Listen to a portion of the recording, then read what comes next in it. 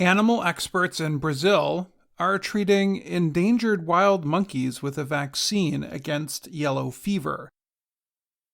The disease is severely threatening the golden lion tamarin population.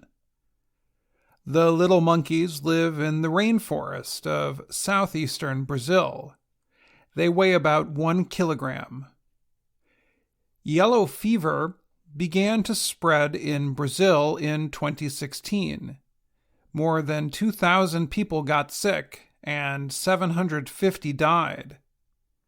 Monkeys got sick too.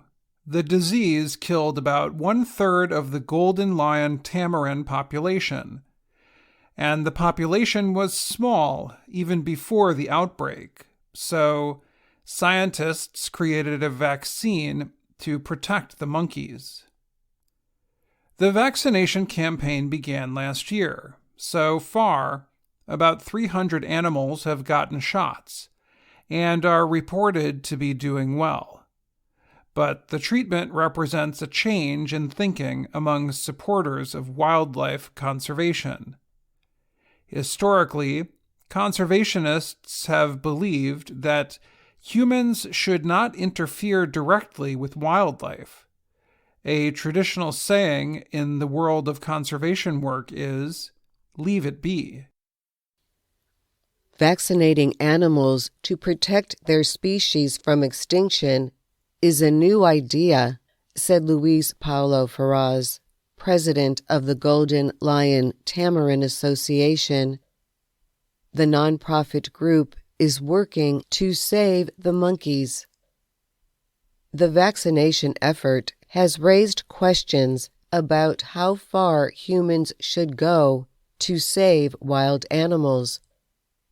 Some conservationists now believe humans should use their latest scientific developments to save animals. They argue that humanity already negatively interferes with animals all over the world by developing in areas where they live.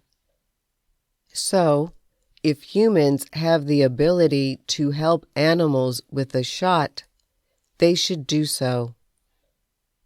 Tony Goldberg is a scientist and animal doctor at the University of Wisconsin-Madison.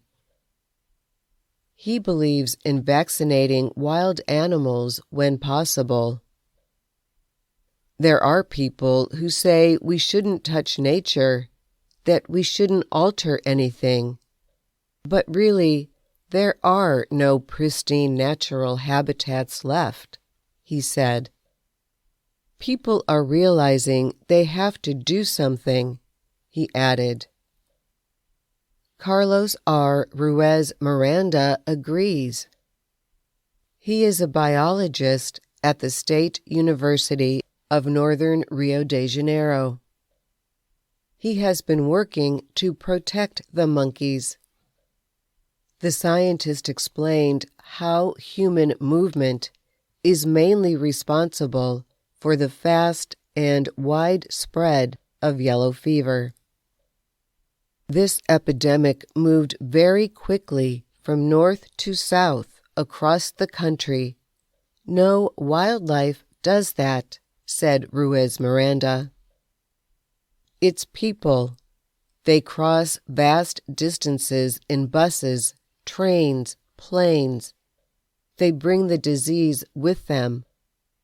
We realized that in 5 years we could lose the entire population if we did nothing, said Ferraz of the Golden Lion Tamarin Association. Andrea Martins is a biologist for the Golden Lion Tamarin Association. It was only because of her work that people knew how many monkeys died from the recent spread of yellow fever. The first monkey died in 2018, and then the total number of tamarins dropped to 2,500. At the time of the yellow fever outbreak, Marcos da Silva Freire was a deputy director of technological development at Brazil's Oswaldo Cruz Foundation. It oversees vaccine testing and production in the country. Freire organized testing of yellow fever vaccines for monkeys with the Primate Center of Rio de Janeiro. The vaccine led to antibodies in the tested monkeys and caused no harm, the scientists found. Freire and his team won government approval to treat wild golden lion tamarins soon after. So far, about 300 have been vaccinated and are reported to be doing well. Tests show that more than 90% of the monkeys have immunity or resistance to the virus since vaccination. The outbreak of yellow fever is no longer a big problem for the monkeys, and their population is starting to come back. But even with the success of the vaccine program, scientists are still not sure about creating vaccines for other animals. Jacob Negre is a biologist who studies monkeys. He works at Wake Forest University's medical school. He wondered about unpredictable effects of such wildlife treatment. He explained that you might create a treatment that helps one kind of animal but hurts another. I'm Dan Friedel.